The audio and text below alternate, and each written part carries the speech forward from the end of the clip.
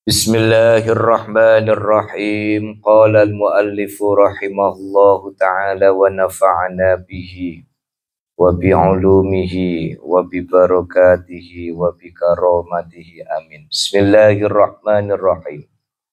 Mau'izatun. Kana Ibnu Umar yaqul idza amsayta fala tantadhiris subaha wa idza asbahta fala tantadhiril masa'a wa khudh min sihhatika limaradika wa min hayatika limautika. Mau'izatun ini ada satu nasihat penting bagi kita. Dari dua baris yang barusan saya baca ini memberikan satu pesan yang sangat mendalam tentang jangan sekali-kali menunda berbuat baik. Kana Ibnu Umar yaqul, Abdullah bin Umar pernah memberikan satu nasihat. Idza amsaita, ketika engkau berada di waktu sore dan bisa melakukan kebaikan, fala tantadhiris subaha, maka ndak usah nunggu besok. Sebelum saya lanjutkan, ada kisah menarik. Kenapa Abdullah bin Umar itu memberikan satu nasihat begitu dalam? Karena salah satu kebiasaan orang hidup itu seringkali menunda-nunda. Kalau bisa besok, kenapa harus sekarang? Gimana? Kita biasa gitu enggak? Ngaku? Podo. Makanya ini nasihat buat saya, nasihat buat kita semua. Dalam Bu Suci kenapa? Sekarang ya sekarang. Idza amsaita, ketika engkau berada di waktu sore, fala tantadhiris subaha, maka jangan perlu nunggu waktu esok. Ketika hari ini kita bisa ngaji, hari ini kita bisa sodako, hari ini kita bisa tadarus, hari ini kita bisa menolong orang lain. Oke?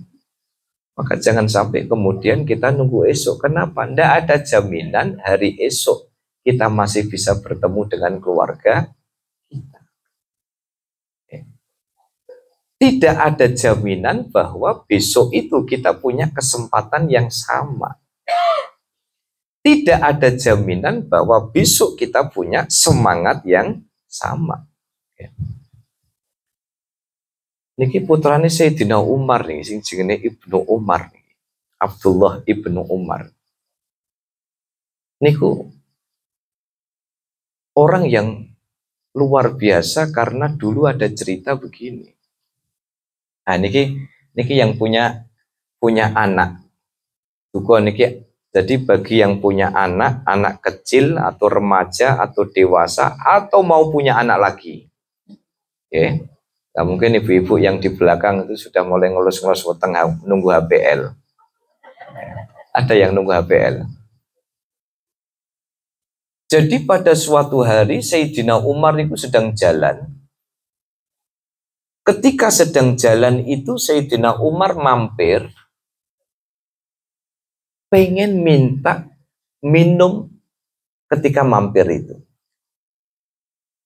Dan pada saat itu, ketika ngetok pintu, Assalamualaikum Bu, apakah diperbolehkan saya minta seteguk air untuk saya minum? Oh iya, ini saya punya susu. Jadi yang habis diperah itu ada susu. Ketika mau dituang, ya, ketika mau dituang, itu si ibu yang mau ngasih susu itu kemudian terpikir nyampur susu itu dengan campuran air tawar. Oke. Supaya apa? Ya supaya jadi banyak, kan gitu. Konangan sama putrinya. Loh, jangan gitu, Bu. Kalau memang mau ngasih susu ya kasih susu murni. Jangan dicampur air. Dan itu kedengeran oleh Sayyidina Umar. Diperistri oleh Sayyidina Umar dan kemudian melahirkan anak yang bernama Abdullah bin Umar. Jadi anak itu sangat-sangat diantaranya ditentukan oleh seberapa bersih harta yang masuk ke dalam perutnya. SPP kita bayar, beras kita beli, sayuran kita masak, gitu. Sangu untuk jajan anak. Itu harus kita pastikan bahwa uang yang kita berikan kepada mereka itu adalah uang yang dijamin halal. Makanya kalau sampai kemudian punya putra, punya putri susah dikandani, itu sebenarnya di dalam tarbiyatul aulad itu kita tidak boleh buru-buru menyalahkan anak. Gitu. Anak kan kadang kuandanane ono sing susah gitu. Nanti Bu ngadepi ngoten niku. Ora sing jawab. Nggih. Kadang waktu susah dikandani, susah dinasehati itu.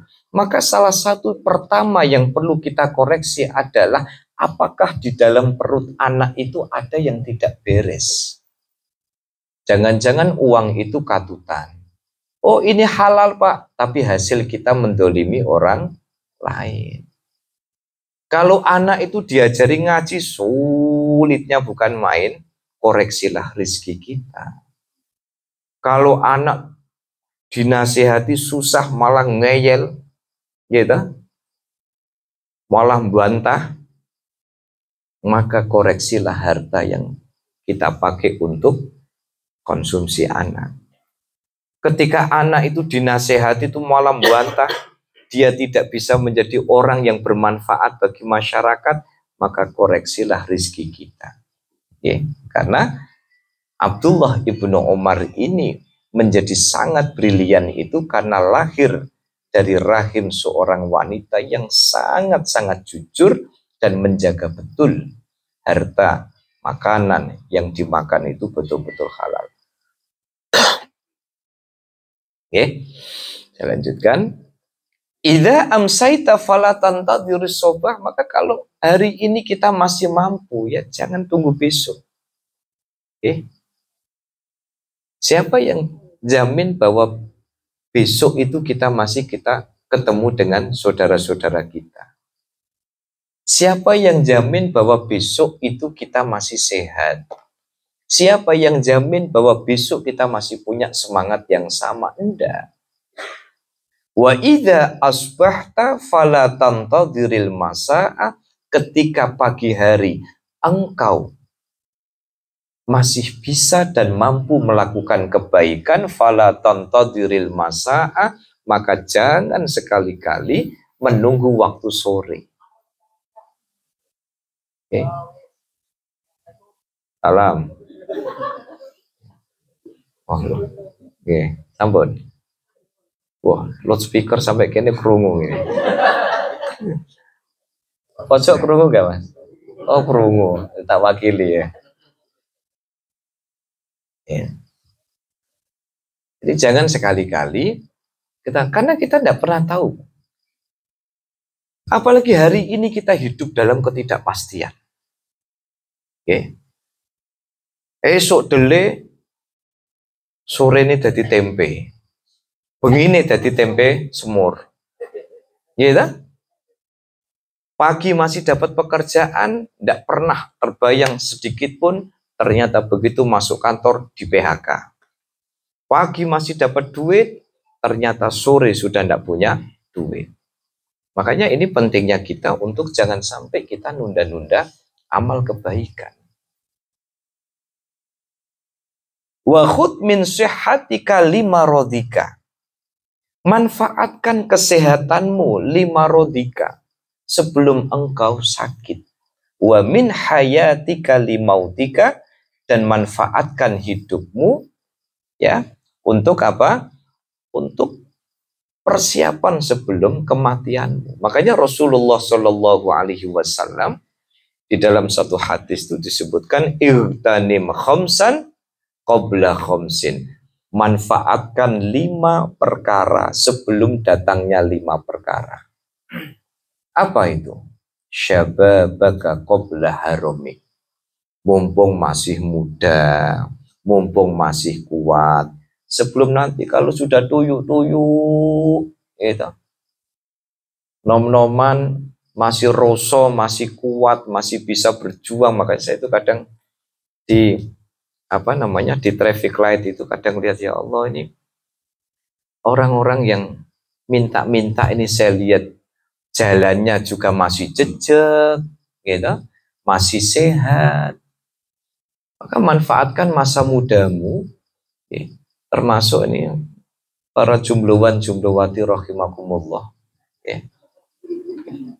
Masa muda kalian ini harus berani, uduani perih. Jangan manja. Ya. Repot sidik biasa.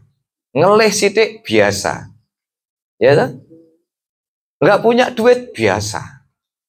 Ya, nanti akan datang sendiri rezeki. Tirakat biasa.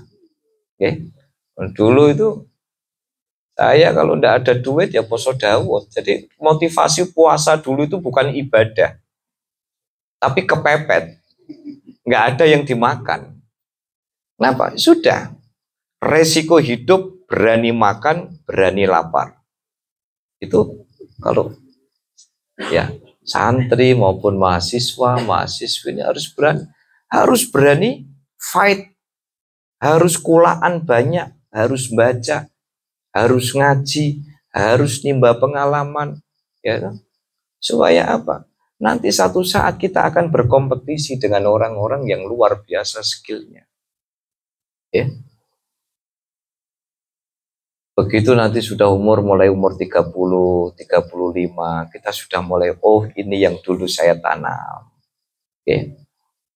Ibaratnya kalau orang itu sudah biasa memanfaatkan masa mudanya itu struggle dengan tantangan, siap. Oke. Ada masalah itu tidak kemudian langsung letoy. Apa Pak bahasanya ya? Ya tidak lemes. Ya. Ada tantangan cari solusi, ya. Misalnya di grup-grup mahasiswa ini kalau misalkan tukaran karo koncone ojo left group, ya. Temui karo mangan seblak bareng, lah kan begitu toh. Ya, gitu Vi. Ya Vi ya. Kalau Avi ini mahasiswa teladan ini, jadi ini kelas apa Vi? Kelas falak, ini ahli falak. Ahli ru'yah niku nginceng. Ya. Ilmu perngincengan. Ya. Nih.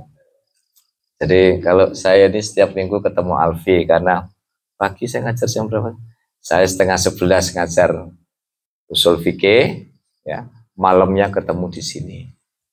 Ya. Dan saya lihat ini semakin ke sini semakin lebar. Alhamdulillah. Ini tandanya sejahtera, senang, bahagia, padahal ini jomblo.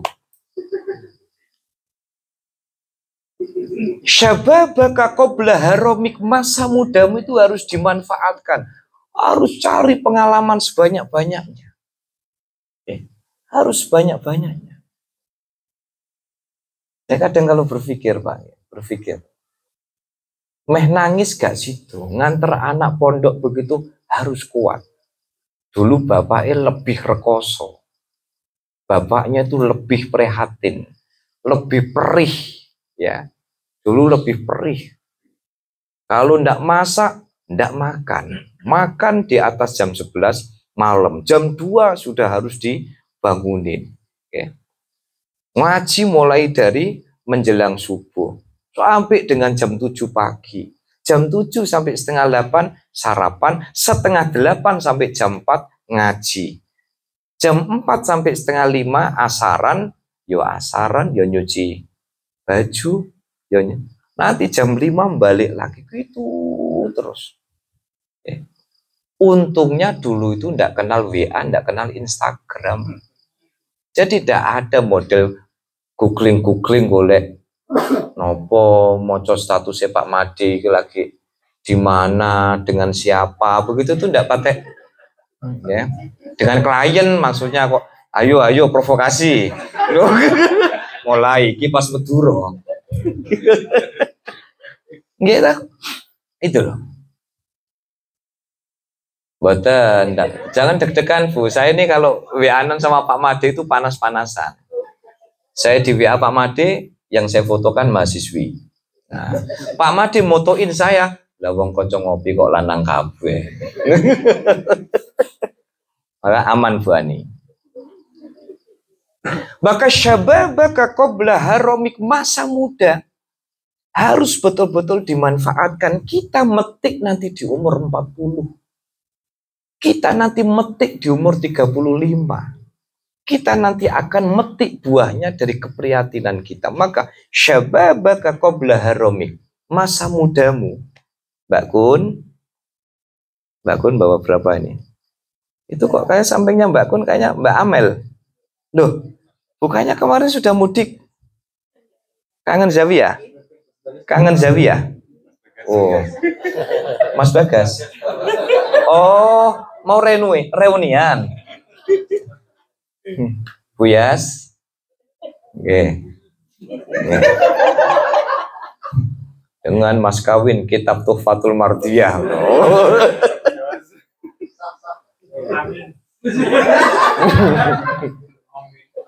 Amin.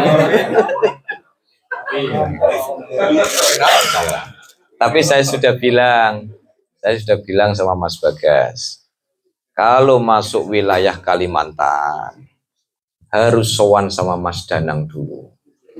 Sampai ngerti toh rokoknya apa Mas? Sekarang rokoknya Twist. Tahu rokok Twist gak?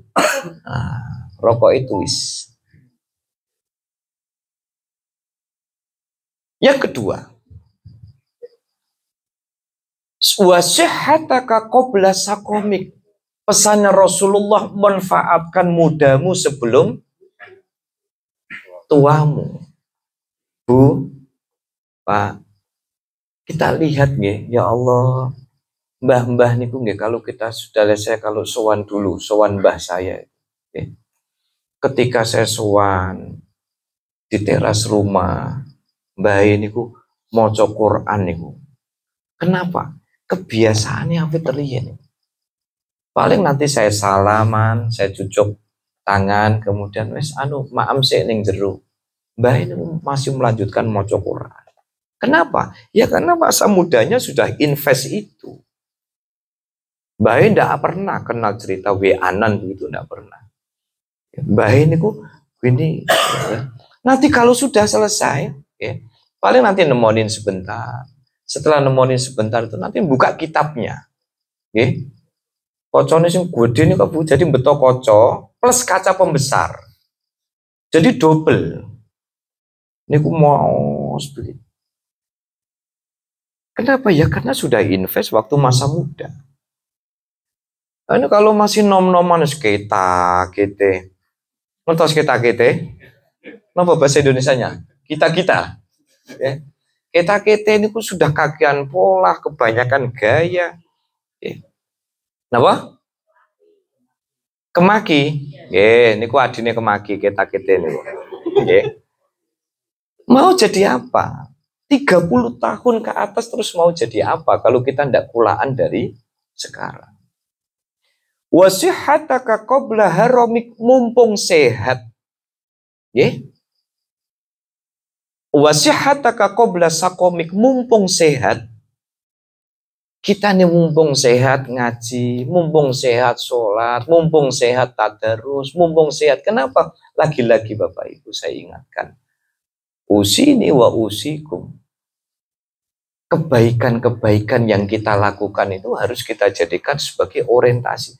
Jadi dalam hidup tuh kalau perlu kita membuat kamus. Kebaikan apa hari ini yang sudah aku lakukan dan kebaikan apa pula yang aku berikan kepada orang lain.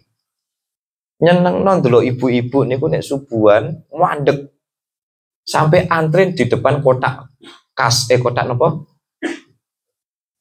Kotak amal. Niku ketahui sing ngebaki ya ibu-ibu niku. Ya Pak Pur. Didelok Pak Pur sidik jarine.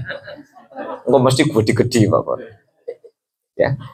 Muandek saya loh, niku kok pada antri ada apa? Ternyata bayangkan masukin kotak saja antre, Bu. Oke, masukin kotak saja antre. Wasihataka qabla sakomik, sehatmu sebelum sakitmu. Kita bayangkan simbah-simbah kita ini kalau sudah sholat, gitu, sudah harus duduk, sholat, harus nyari kursi, berjuang. Ya. Nah, kita bayangkan ketika kita masa sehat, sekolah sehat, saya ke UPJ, unit perawatan jantung di Rumah Sakit Karyadi, ya Allah, badan kok dilengkap ngempeli sama kabel itu, buat di kabel, dadanya di kabel, semua jari di kabel, gitu. Kemudian saya itu sempat nyingkap nih, Bu, perut itu, ini sini kabel toh, ya, ini sini kabel toh, ini guru-guru saya Allah yarhamu, Dokter Hakim, masih sempat-sempatnya ketika saya tilik ke Karyadi. Waktu itu saya tilik. Kamu siapa? Aziz Pak Hakim. Oh, gimana disertasimu? Lu saya mikir disertasi. Lo mungkin sing nulis ra mikir. Sing mikir malah dosen nih. Gimana disertasimu? Saya alhamdulillah. Terus nutup mata, ya, tidur lagi. Dan sepanjang jalan coba dengan bayang, ya Allah ini tidur gimana ya? Tidur kan itu kan, napa Pak, nih kalau layar itu kan bunyi terus gini Pak, suaranya tuh tit gitu. Sampai kakak saya yang kakak ipar saya yang meninggal di Karyadi itu, sabuk nih nek dereng dicetetno kan bunyi Pak, trauma Pak, di ICU Pak. Iki apa nang kok suaranya kok ICU jadi. Orang kalau sudah sakit Pak, gitu, maem didulang, gitu, ndak bisa nelen pakai sedotan. Berikutnya, wasihhataka qabla sakomik. Yang ketiga, apa itu? Wa faraghuka qabla syughlik. Waktu luangmu sebelum sibukmu. Mudamu sebelum tuamu. Sehatmu sebelum, waktu luangmu sebelum, waghinaka qabla faqrik. Waghinaka qabla faqrik. Kayamu, cukupmu sebelum sebelum apa? Sebelum fakirmu. Makanya kita nyon sewu nih, terutama yang nem-neman. Saya nih juga termasuk nem-neman. Rela tamboten Mbah? Rela mboten nih, kula niki masuk nem-neman. Iki Mas Andri, saya, Pak Made, semuanya sepantaran dulu kita main bareng.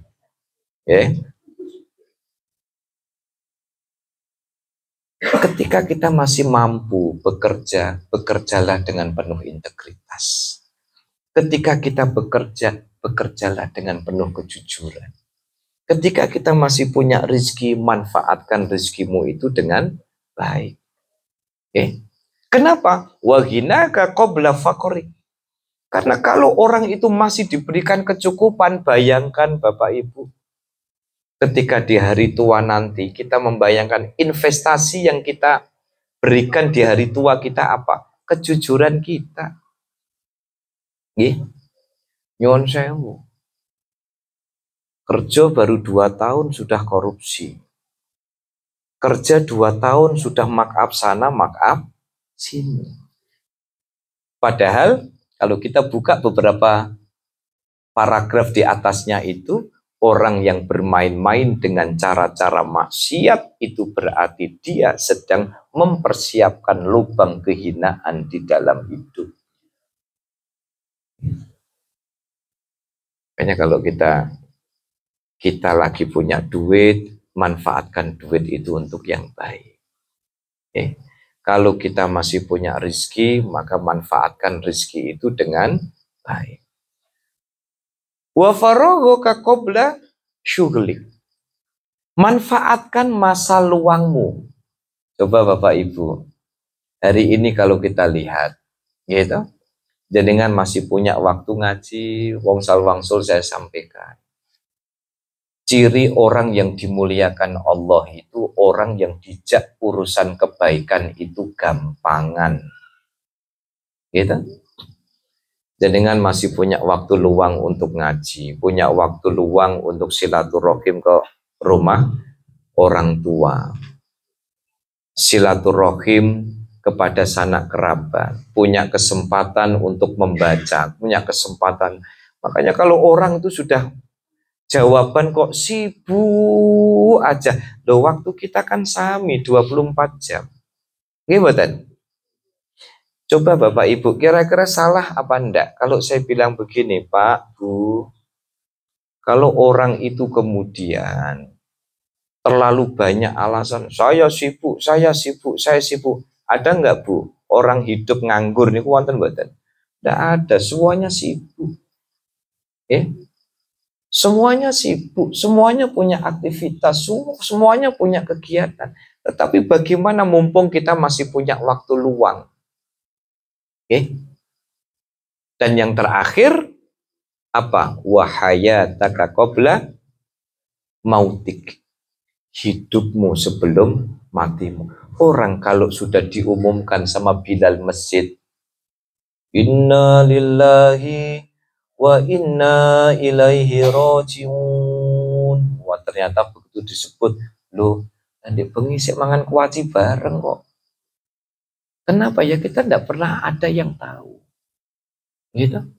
Kalau sudah ada pengumuman ini siapa? Makanya kalau sudah begitu karena kullu nafsin dha'iqatul maut, masih ingat rahasia kenapa Allah itu menyebut maut itu dengan kata dha'iqah. Mencicipi. Kenapa, Bu? Jenengan kalau nyicipi kolak itu setengah cendok nopo setengah mangkok? Jenengan niku nek ngincipi kolak niku setengah cendok, seprapat cendok nopo seprapat mangkok? Setengah cendok. Loh, setengah panci mana? Gitu. Semua jiwa yang bernyawa akan mencicipi kematian, makanya menggunakan kata dha'iqah. Sebab kenapa? Hakikat kematian itu mati, hidup lagi. Makanya bahasanya dha'iqah, nyicipi. Begitu dicabut sama malaikat Israel, mati, langsung pindah alam.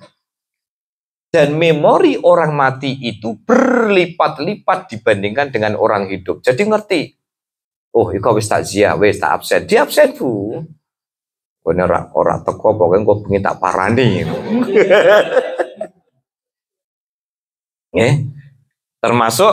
Termasuk niku ngabsen. Oh iku nggawa amplop rak dilebokno kotak iku. Nah, niku. Makanya di sini disebutkan oleh Abdullah bin Umar bahwa yuk mumpung kita sehat, ya, kita ngaji, ya. Mumpung kita masih diberikan panjang umur, kita ngaji.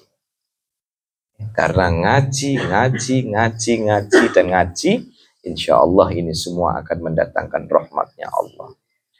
Wal maknanya anna syakhsa yaj'alul mauta baina ainaihi.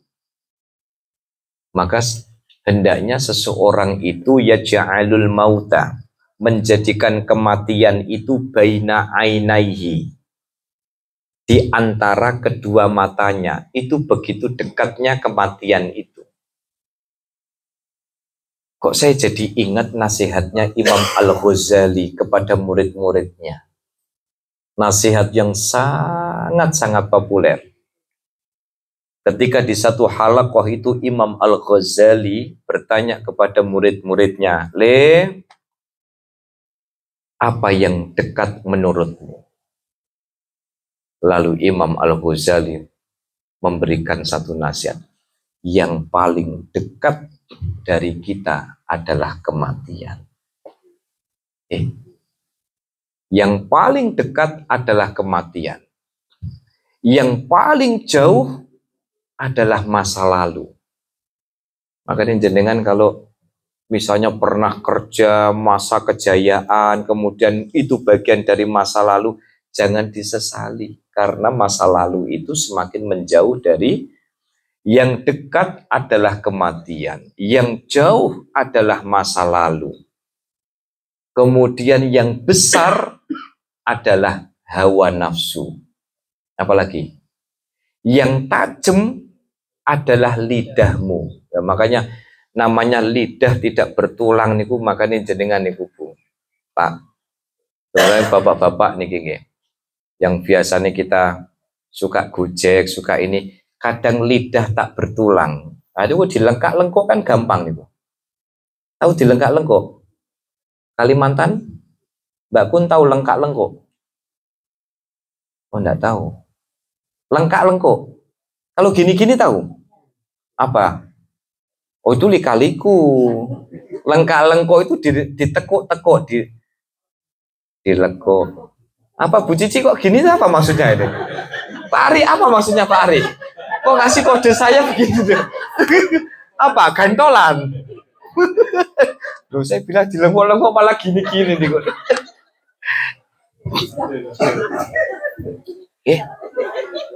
Yang dekat adalah kematian, yang jauh adalah masa lalu, yang besar adalah hawa nafsu, yang berat adalah apa tadi? Amanah. Makanya dulu itu sebenarnya amanah itu tidak diberikan kepada manusia. Bumi dikasih amanah, saya tidak mampu Gusti. Langit dikasih amanah, saya tidak mampu Gusti. Tapi giliran dikasih manusia, rebutan, Pak. Rebutan. Coba berapa grup yang saya ikuti, isinya itu cuman belo nomor siji, nomor loro, nomor telu. Lah terus engko nek dadi terus entuk opo? Nggih mboten. Jadi kalau ditakoni lha pripun, Pon? Pokoke kula ndonga muga-muga pemilu lancar, kula ngopi sik kepenak, isuk lungguh bareng-bareng, kan gitu toh? Pokoknya sing penting ndonga niku ndonga Indonesia niki dados baldatun thayyibatun wa rabbun. Jangan Pak, kalau saya pesan kepada seluruh keluarga besar Zawiyah, monggo jangan tukaran, jangan saling menghina, jangan saling menjatuhkan. Kalau kita menghina orang, hanya menunjukkan bahwa kita sungguh-sungguh orang hina kok. Nah, kalau kita sampai belan-belani begitu, terus apa manfaatnya apa? Gimana? Sing kene ngomong begini, sing kene ngomong begini, sing kene ngomong begini, lah sing kene tinggal ngopi. Gitu. Maka yang berat itu adalah amanah, yang tajam itu adalah lisanmu. Makanya salah satu kloter paling banyak digiring ke neraka itu besok itu wong-wong sing do napa? Lisannya tidak bisa dijaga. Ini 5 pesan dari berapa tadi? 5 ya? 5 pesan dari Imam Al-Ghazali. Yang paling dekat adalah kematian. Yang paling jauh adalah masa lalu. Yang berat adalah amanah. Yang tajam adalah aku itu riyen di kanca bune ngomong sok ceblung, plung ngoten. Plung ngoten. Nggih. Jadi konco kuliah nih, konco mondok nih, ngomong plung, wah tapi muandes Pak loro nih, suwiti no muandes nih. Memang karena yang paling tajam itu lisanmu. Yang paling berat itu adalah amanah, dan yang paling gampang, paling ringan itu bukan kapas, tetapi yang paling ringan itu adalah ninggal sholat. Ayo sholat engko, ayo sholat engko, iki meh gul, rak gul. Ya. Nah, niku pesannya Imam Al-Ghazali buat kita. Jadi anna syakhsa yaj'alul mauta baina ainaihi, bagaimana seseorang itu menjadikan kematian baina ainaihi, begitu dekatnya seperti di antara dua mata. Fayusari' ila ta'at, maka bersegeralah untuk menambah ketaatan kita kepada Allah. Nek dosa segera tobat. Nek ngamal sae nggih segera njogo ati. Sebab orang yang berbuat baik tidak bisa menjaga hati akan jadi tambah maksiat. Makanya tadi di awal mukadimah sudah saya sampaikan, tugas kita ngamal sain tidak usah dihitung-hitung. Tidak usah dihitung-hitung. Latihan untuk memposisikan bahwa kita beramal baik ini memang tujuan hidup kita. Persoalan ya Allah, mugi-mugi kalau dengan amal baik ini kemudian panjenengan kasih rahmat kepadaku sehingga mendapatkan surgamu, ya alhamdulillah. Adalah. Jadi mboten usah dihitung-hitung. Ngitungnya sedina niku kok maca Quran 4 juz. Kasih kolom A 4 juz, kolom B nyai nilai A. Alhamdulillah. Jadi nggak ini dewe, bikin rapot sendiri, tompo rapot sendiri. Setelah setelah tadarus, sholat duha. Untuk memotivasi diri boleh, tetapi ingat, seringkali godaan terbesar orang yang taat kepada Allah adalah munculnya sifat sombong, riya, pamer. Nah, kalau ada orang satu hari puasa-puasa itu, kami ada acara melewati proyek tol dulu belum jadi. Terus bilang begini, Pak Aziz, itu kira-kira orang-orang yang pada kerja proyek udah tutut nyedot es teh poso-poso, itu kira-kira mlebu swarga ora ya, Pak? Lah aku terus tak balik no, lha sampean mlebu swarga. Lah mbuh, aku padha mbuhe yo. Padha rak jelase, padha rak cetone kok. Nggih mboten. Lho niku ngomong tuh monyong-monyong, Bu lanang itu lanang niku. Nggih, lanang niku. Niku mlebu swarga enggak, Pak? Awan-awan ngombe es teh serutap baru nyedot rokok niku kan. Bulan Ramadan. Kita enggak tahu, Pak. Nggih. Kalau kita itu husnudonnya apa? Kalau dalam fikih puasa bagi pekerja proyek itu kan ada. Pripun carane? Caranya adalah malam itu tetap nawaitu sauma godin, tetap niat. Setelah itu ya niat betul, pengen niat puasa. Setelah puasa ya sahur. Ya toh? Jam 6, jam 7 kerja, tetap kerja. Jam 8, 9 sudah mulai oleng. Begitu jam 10 ndelok es teh. Nggak kuat, gitu. Taruhannya apa? Taruhannya kalau saya puasa, saya tidak kuat. Kalau saya tetap puasa, saya tidak kuat kerja. Tapi kalau saya tidak kerja, saya tidak bisa mudik. Dapur istriku nanti tidak ngebul. Akhirnya apa? Tidak puasa. Ngoten niku wonten ketentuane. Nah, itulah pentingnya segala sesuatu harus diilmoni. Ada lagi, itu gimana itu nasibnya sopir bis malam? Oh, gitu kan. Lu padha rak cetha nasibe kok. Pakai ngoreksi orang lain, misalnya begini. Loh, kalau kita kan nggak ngerti, Bu. Orang kalau yang posisi di bis malam caranya sholat gimana itu kan ada caranya. Gitu? Ada caranya. Bisa jadi kalau misalkan saya ke Jawa Timur, kalau naik bis EK, itu tuh kan pasti di kawasan mana itu? Ngawi apa di mana? Apa itu? Warung makannya EK itu namanya apa? Duta. Nanti mampir Duta.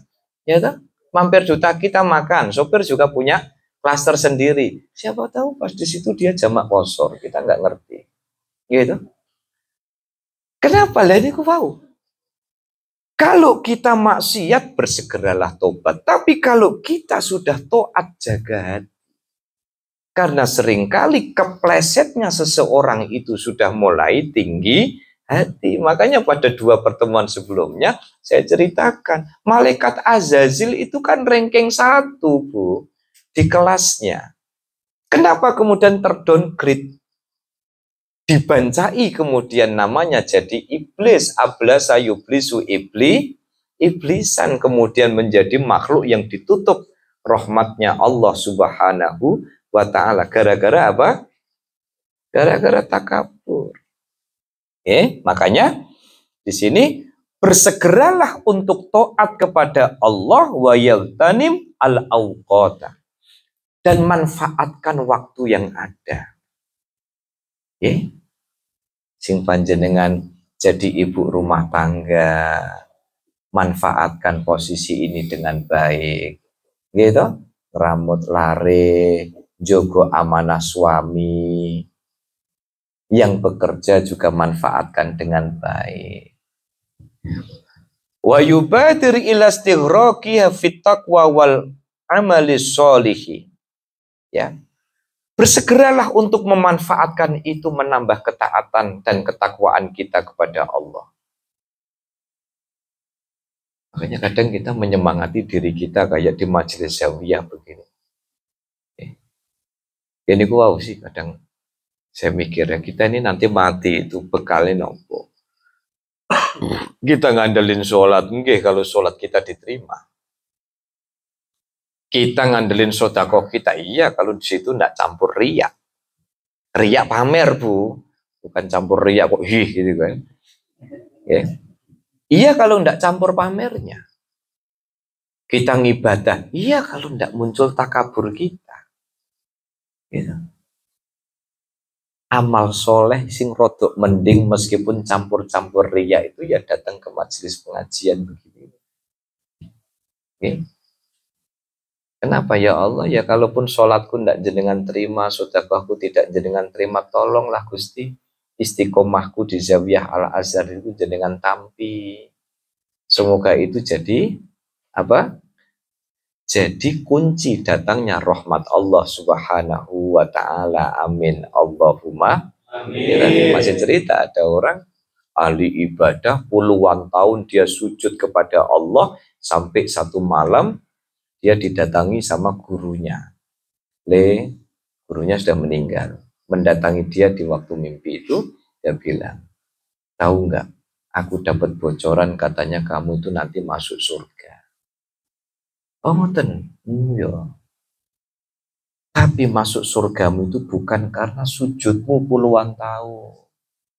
Bukan karena tadarusmu puluhan tahun. Nah terus, ternyata tuh kamu masuk surga itu karena pernah suatu hari ada kucing kecil di pinggir jalan, kamu ambil dan kamu cari induknya. Hingga kemudian si anak kucing ketemu karo induk. Itu loh. Memang kucing niku memang rada unik. Akhirnya nopo dikasih bocoran sama, ternyata toh tiket masuk surga itu kamu dapatkan bukan karena sujudmu, tapi karena kamu pernah begitu ikhlas menyelamatkan anak kucing, mencarikan induknya, hingga seekor anak kucing bisa bertemu dengan induknya. Fit taqwa, bertakwa kepada Allah, wal amali sholih, dan terus beramal soleh, wa yuqassirul amal, enggak usah kebanyakan imajinasi, angen-angen cita-cita. Boleh punya cita-cita. Cuma yang jadi masalah itu kadang orang itu terlalu ambisi, orang terlalu punya motivasi di luar kemampuan dia. Ini kan persis materi pekan lalu, ya. Materi pekan lalu. Kebahagiaan kita sudah mulai kurang karena kita menginginkan apa yang dimiliki orang lain. Kebahagiaan kita sudah mulai kurang karena kita terlalu tinggi cita-cita, sementara kita tidak mengukur kekuatan kita. Gitu. Makanya ya tolong dikendalikan. Angen-angennya, cita-citanya, keinginannya itu sudah. Punya cita-cita semampunya. Tapi yang paling penting adalah pun enak ya, jalani hidup alami, ngalir.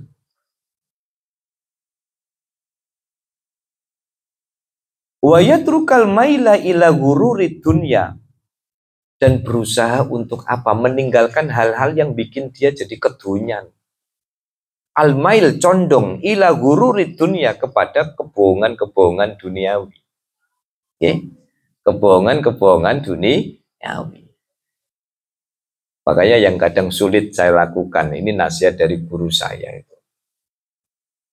Dulu itu ngasih contoh. Le, duren iku enak apa ora le? Enak, ya.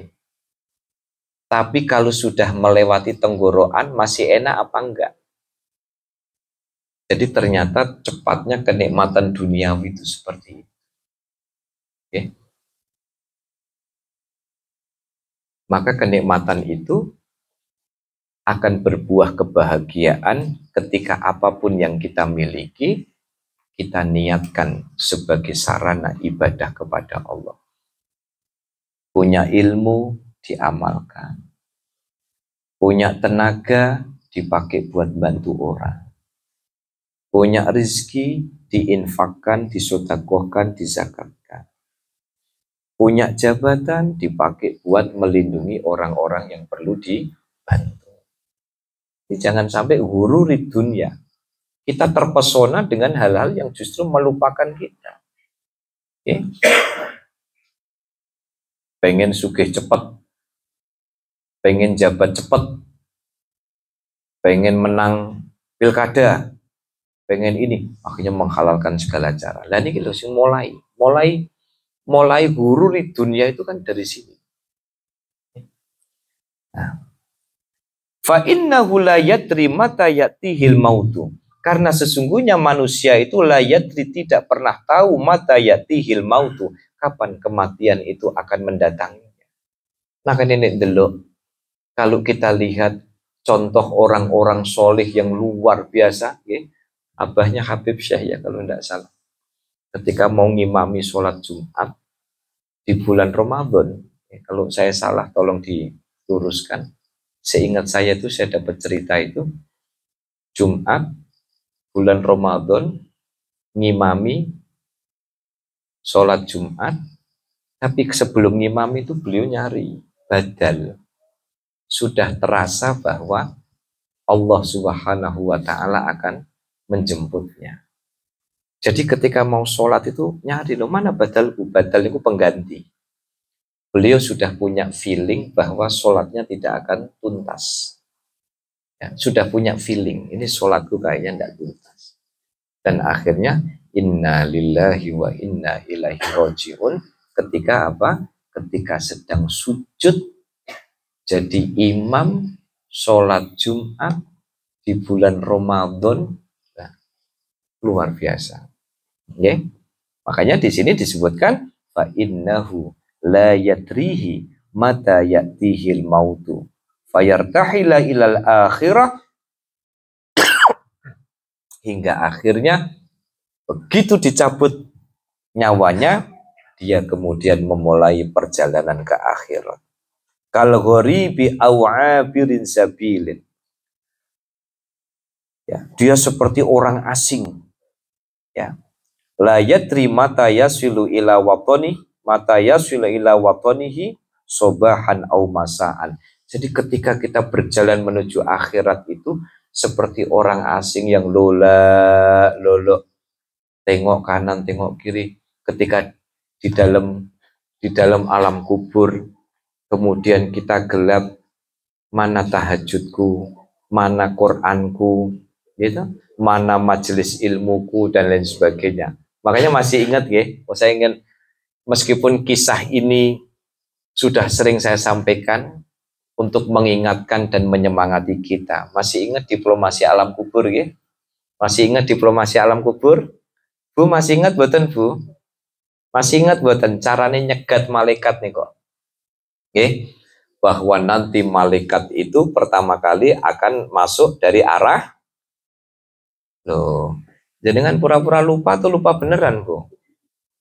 Malaikat niku pertama kali, coba saya tanya dulu, mayit itu miringnya ke arah mana, Bu?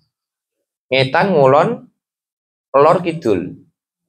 Ngulon. Kalau ngulon barat, ngulon itu barat, Mbak Kun. Langkon, katanya nyari Google, ngulon itu apa? Ngulon itu ke barat. Kepalanya berarti di mana? Kepalanya di selatan apa utara? Lu kok jenengan kok ragu-ragu nih kok. Pengen jenengan aku pengen dolor udah kidul. Utara. Berarti kalau miring ke barat, kepala di utara, itu berarti kelek sing nok dhuwur niku kelek tengen apa kelek kiwa? Ketiak kanan apa ketiak kiri? Ketiak kiri. Malaikat itu akan datang kepada malaikat dari arah kiri, dari arah atas.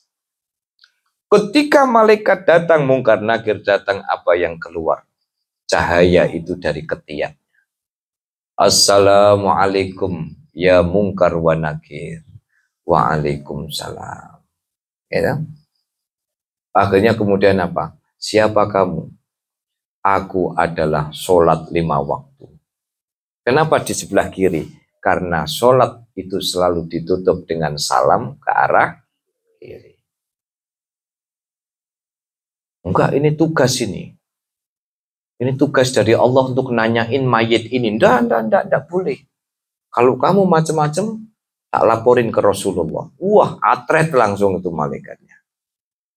Lapor kepada Allah, ya Allah tadi saya dicegat sama sholat 5 waktu. Saya harus lewat mana ya Allah? Kamu lewat dari barat. Begitu dari barat, ya. Begitu dari barat, lurusnya dada, dari dada ini keluar cahaya. Ketika keluar cahaya, Assalamualaikum ya mungkar wa nakir, waalaikumsalam. Kamu siapa? Aku adalah kalimat la ilaha illallah Muhammadur Rasulullah. Enggak, ini tugas, enggak bisa. Tak lapor no Kanjeng Nabi sampean. Oh enggak, balik lagi. Ya Allah, saya sudah dicegat oleh kalimat la ilaha illallah dari dadanya si mayit. Terus saya harus lewat mana? Lewat selatan. Begitu lewat selatan, dari jempol kanan ini keluar cahaya. Itu kok niku kukune mambu borak niku. Keluar itu cahaya. Dari sebelah jempol kanan ini keluar cahaya. Kamu siapa? Anas sodakoh. Aku adalah sodakoh. Ini mayit dulu hidupnya itu suka sodakoh. Kamu ndak usah tanyain dia. Kamu balik saja. Oh, akhirnya balik, lapor sama Allah. Saya dicegat lagi Gusti. Di atas dicegat, dari barat dicegat, dari selatan dicegat. Sudah kamu lewat timur aja. Begitu lewat timur, keluar cahaya dari punggung. Assalamualaikum ya mungkar wa nakir. Ana syiyamu Ramadan. Aku adalah puasa Ramadan. Akhirnya apa? Pun lapor sama Gusti Allah. Pun Gusti angkat tangan. Enggak, masih satu. Lewat utara. Wah, akhirnya lewat utara. Oh, Mas. Begitu lewat utara. Ubun-ubun ini mak pecungul. Keluar cahaya. Assalamualaikum anal hajjul mabrur. Aku adalah haji mabrur. Ini mayit dulu hajinya jadi haji yang mabrur. Tapi bagi jenengan yang dereng kaji mboten usah wedi. Wah, ini berarti bakal lewat utara ini. Aku durung kaji, meh kaji antri 30 tahun. Wah, ngalamat. Ini masuk kloter-kloter bagian utara ini. Padahal dari awal kan sudah pede. Ana sholawatul khamas, saya sholat 5 waktu. Oh, alhamdulillah tidak pernah lubang.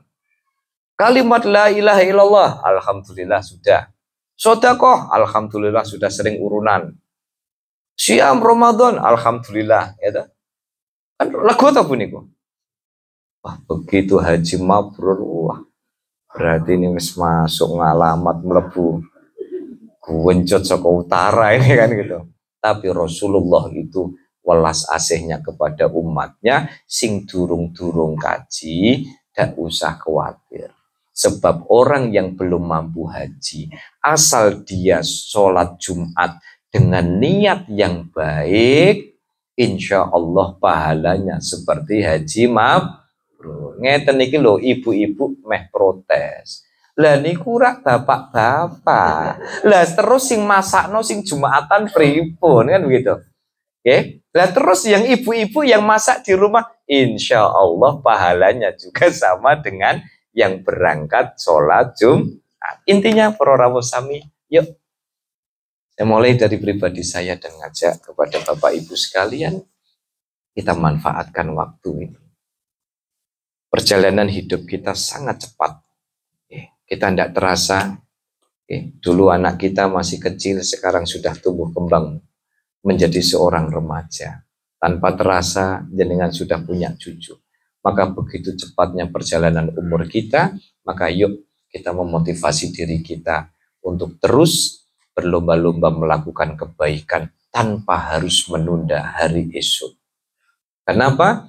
Karena dalam ketidakpastian itu manusia tidak pernah tahu apakah masih diberikan kesempatan untuk melakukan kebaikan atau tidak. Seraya mohon pada Allah Subhanahu wa taala, makanya doa kita itu Rabbana la tu'akhidna inna sina au akhtona. Ya Allah, tolong.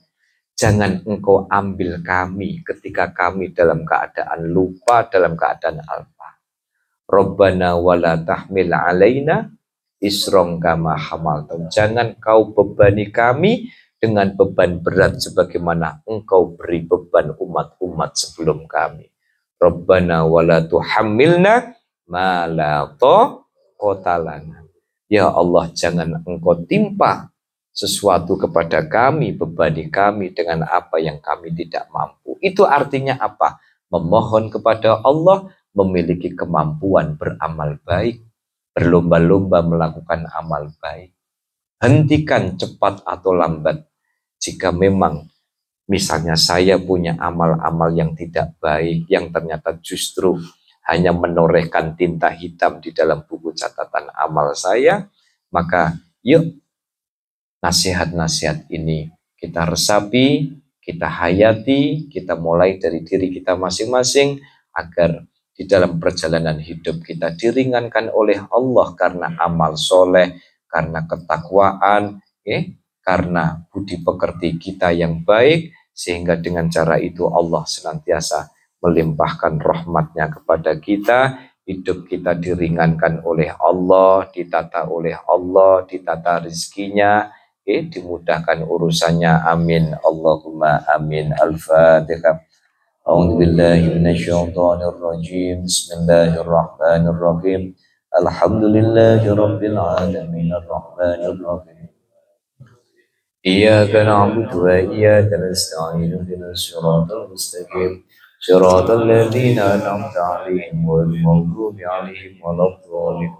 Bismillahirrahmanirrahim. Alhamdulillahi rabbil alamin. Assalatu wassalamu 'alaika ya sayyidina ya Rasulullah. Aghithna biqada'i hawaijina min hawaijid din wad dunya wal akhirah.